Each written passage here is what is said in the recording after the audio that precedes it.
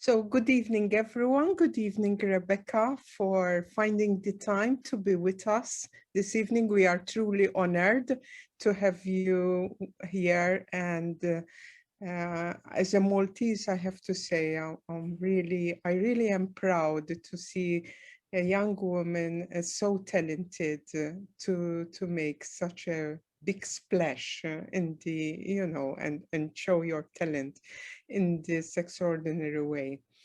We invited you because the film that you shot is very much resonates with one of the themes of our conference, which is on migration. But before going into the film, I would like you to tell us a little bit about you. Who is Rebecca Cremona? Where do you live?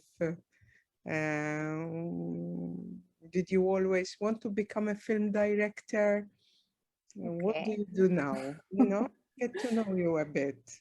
Sure. So thank you so much for having me. It's a really interesting invitation, and so it's the field is so important. So it's a real pleasure to be with you.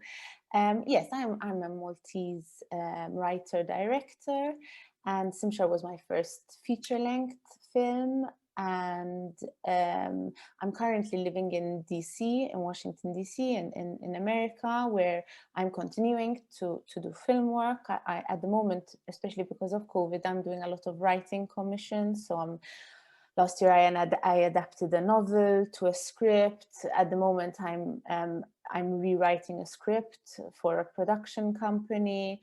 Or studio rather, and I have some of my own work as well in the pipeline. Hopefully we will, as soon as the COVID situation and the backlash kind of COVID is ironed out, we will get back to that. And yes, I've always wanted I was always very interested in film, mostly I think because it brought together a lot of things I'm very interested in. So I was always interested in philosophy, I was always interested in photography and painting, I was always interested in literature, I was always interested, and maybe I should speak to a psychologist about, I'm a very nostalgic person, and I'm very aware that everything that is happening is transient. So in a way, making a film is kind of capturing that, and making sense of it and making it feel less transient and less elusive. So I find it very therapeutic, although it's also very stressful. But yes, and I've always wanted to do it. I was very lucky that although in Malta we don't have an indigenous film industry, having said that, we are starting to be budding, and we actually have a couple of films out at the moment. But when I was growing up, this idea of becoming a film director was absolutely not really, it was not a profession that you studied for. But my parents were extremely supportive. So I was very lucky, and I was able to pursue, academically and then practically and industry wise my dream. So I'm curious to know, how come you decided to settle down in Washington, D.C.? What?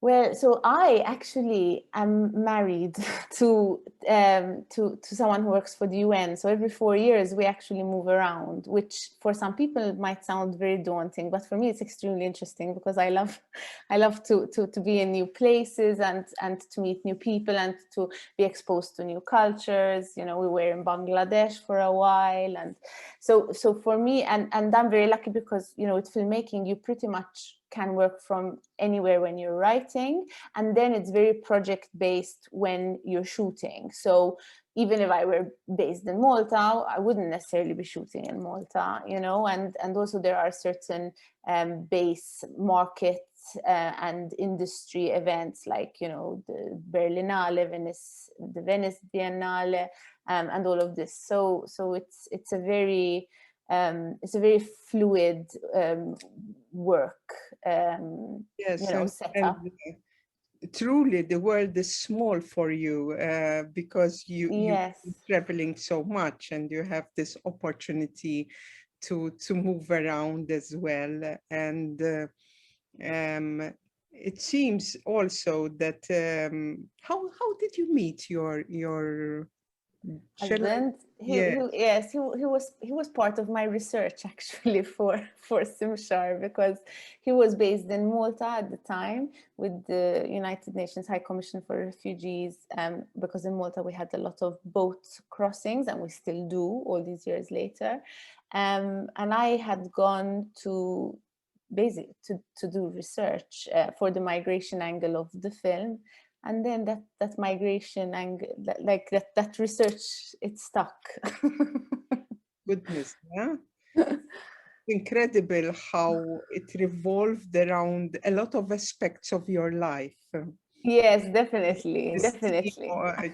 even led you to meet this significant person in your life. Well, my father had wanted to become a marine biologist when he was young, and his father didn't understand it and didn't allow it. So my father, although he didn't understand this idea of going into film, he didn't want to do to me what he had been done to him.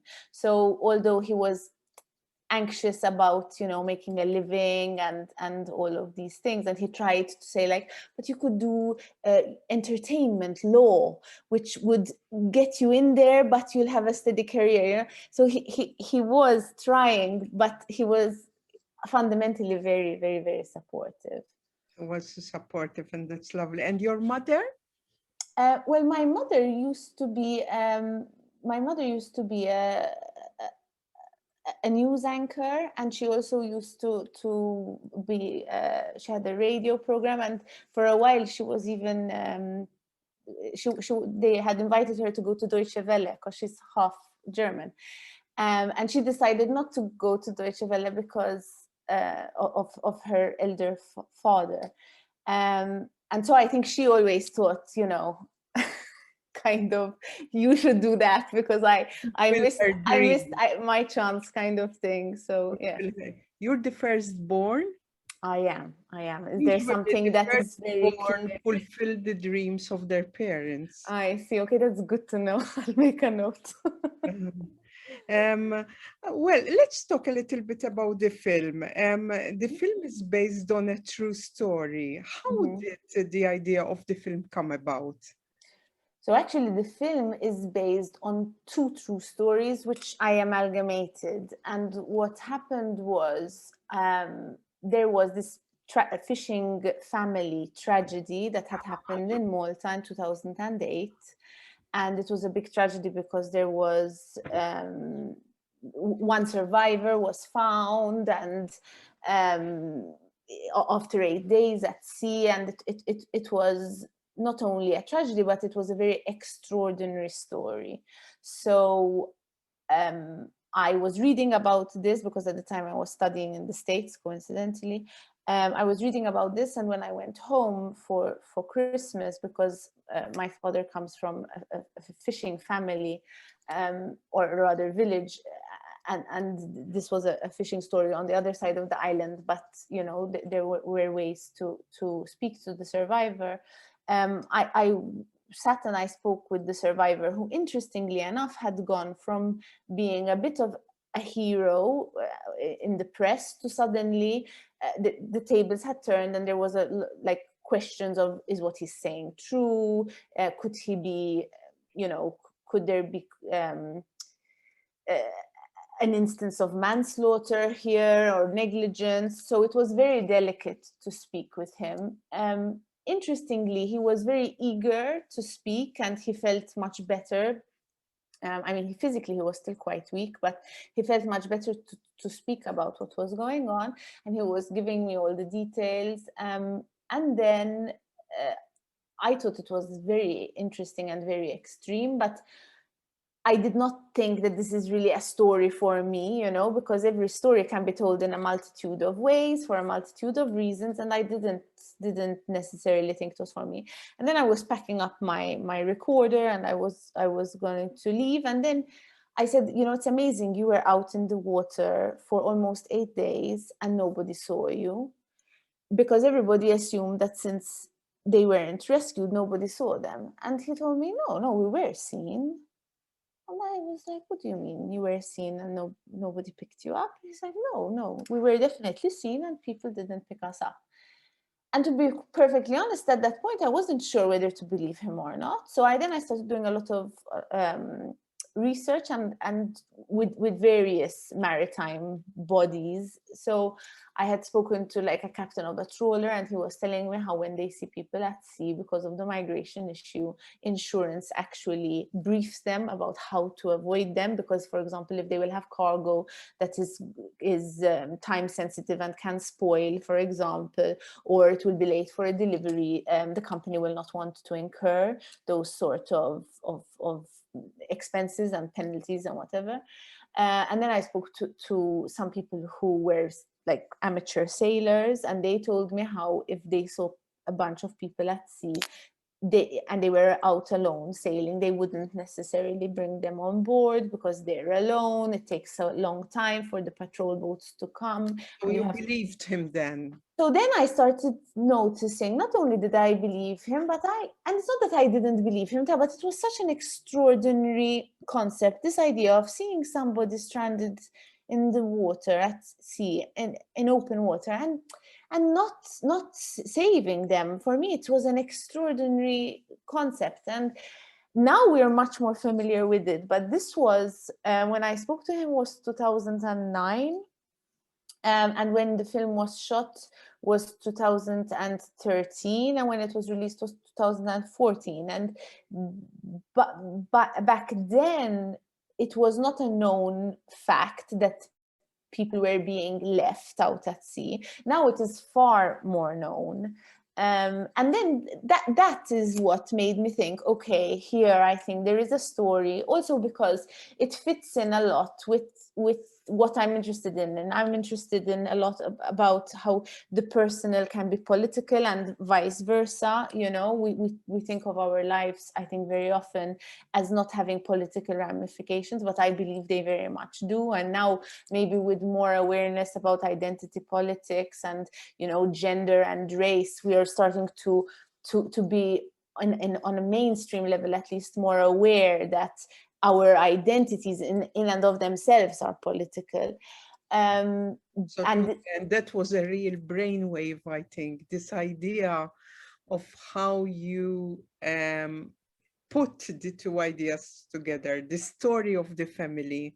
Yes, and that's what exactly it, because you know, I think with a lot of current affairs and a lot of like world crises, I think it's very overwhelming for a lot of people. So then when we see the statistics on the news, it's very easy to kind of dehumanize those statistics, even as self-preservation, you know, not to become overwhelmingly anxious about what's going on in the world, because it is overwhelming. And so again, I think I thought that that this family, this Maltese family, you know, with 3 generations, how there was like a lot of poetic injustice in this case, that they ended up in this crossroad, and that family was no longer those people. It you know, that family ended up being dehumanized because of an issue.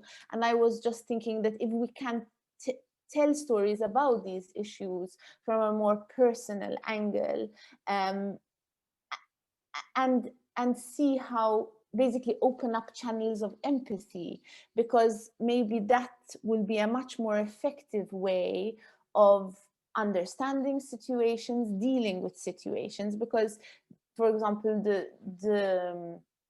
you know, migrant crossings, irregular migrant and refugee crossings in the Mediterranean is a long ongoing thing and is still not solved. And you have all these, you know, emergency meetings of the EU year after year, and it's still not solved. So there's clearly Yeah, and migration is not only a Mediterranean issue, it is a universal issue. Absolutely. And it's also not something that is only happening now. I think there is this idea that, you know, oh, the migration crisis is a recent phenomenon. It's not at all. You know, migration has been going on for a long time. It's true that right now, I think it's the first time in history that there are more people on the move than during World War The II. demographic shifts are enormous. Are huge, and it will only get worse with the climate situation, you know, and there will be different types of migration because, of course, Absolutely. migration happens for many reasons. We have been discussing that we should go and settle in Norway because we had 3 heat waves this summer in Malta. No, what was your experience of directing the film, and how did the family, you know, the family react to the directing? And No, it was a very particular shoot because I think filmmakers always have a lot of responsibility, like what story you tell, even if it's not about a social political issue, even if it's just about like a romance or and by just, I don't mean just. I think it's very important to have a lot of different types of films, and even films that are purely entertainment and purely escapism or purely aesthetically beautiful. I think there's, you know, that's the beauty of film, that it is so diverse and it can feed so many different purposes and needs. But I do believe that filmmakers have big responsibility in terms of representation of their characters, representation of narratives, you know, like, because you're kind of imparting a justice system and the moral basis in a film, even with, like, for example, a romantic comedy, you know, what is permissible, not permissible, what is considered to be good, bad, attainable, unattainable, all of these things, gender identity, race, everything. So I always think that there is a lot of responsibility. When then it's based on real people and contentious issues, then I think there's even more responsibility. And that responsibility, I think, manifests itself in the actual narrative, you know, that how you decide to, like, what you decide to say and how you decide to say it. But also when, you know, when you're implementing it and you're like, for example, we had real refugees play real refugees, and there were some that when we were on a big boat going out to sea so that we would have a 360 horizon, we had some people suddenly get very anxious because they started to remember what it was like when they were out at sea and they hadn't been out at sea. You know, so we had one person go completely, you know, complete panic attack. So there is that aspect. Or, for example, the family itself, as you asked, the father found it very therapeutic to speak about the story. And he was very involved in the filming. Very often he was driving the boats for us. He was an extra. You can see him in the film in the background. He helped he spoke a lot to the actors. Like, for example, the actor who played his father, he told him what his father liked to do, how he liked to do it. With the person who played him, he spoke to him about the turns of phrase that he uses, and physically showed him how to do some of the actual fishing. So he was very, very involved, and he wanted to be involved, and he found with Moussa as well. So with Moussa, there was a Somali man called Abdul on the boat, and because we didn't have access to Abdul and his family, then we thought the most respectful thing to do is to change his identity, so to keep like his demographic, you know, to have somebody who is a migrant on the boat with the family. But because we didn't have access to who Abdul was, or whether we would have, although we didn't technically legally need the permission to represent him, we didn't want to do anything that we considered to be immoral. So we reimagined that character. So there was a lot of this navigating. Yes, and you were saying so the father found it very therapeutic, Yes, clearly. but the mother absolutely didn't, and she wasn't against the film being made, but she didn't want to come on set. She didn't want to watch it. Wasn't ready. She had one Wasn't request ready. that we would dedicate the film to her son, but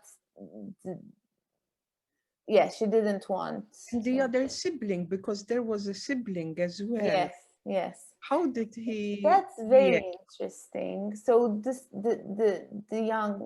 sibling, everyone was very protective, understandably, especially when the film came out, because they knew that people would be talking about the film, that his friends might watch the film.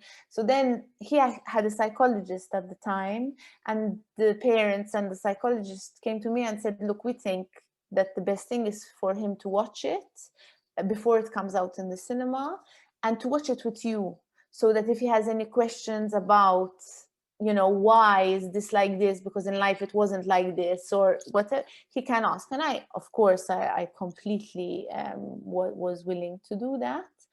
And it was very interesting because his mother opened up all the curtains in the room where we were watching it, so that it would be as non-immersive as possible.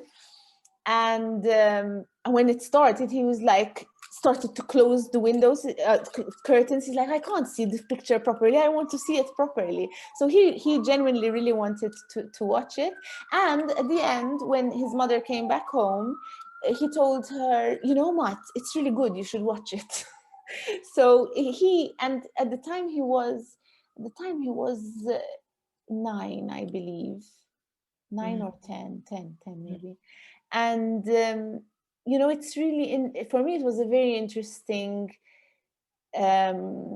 side, because you could see how people relate differently to traumatic behavior. Very And much also, so. I think everybody has his journey. I wonder, I would say the mother may not have been prepared yet to watch the film, but I'm sure she watched it.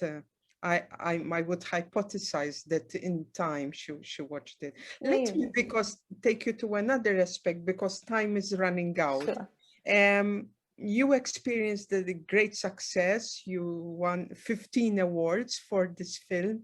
Maybe you could tell us which award you appreciated the most, or how you experienced this success. What are you particularly proud about? I mean, for us, it was really nice that the film traveled so much, because it really went all over the world. And it was really nice, as you said,